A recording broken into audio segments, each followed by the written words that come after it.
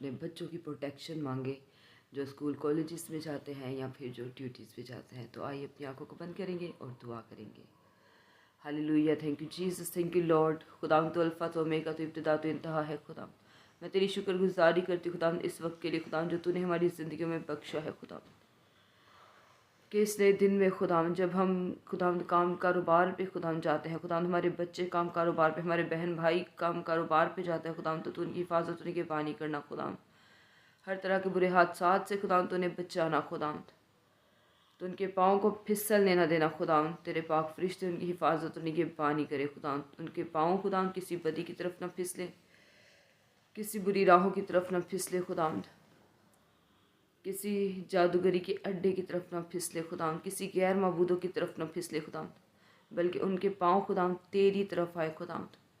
क्योंकि खुदावंद तू ही ज़िंदगी की राह है, तू ही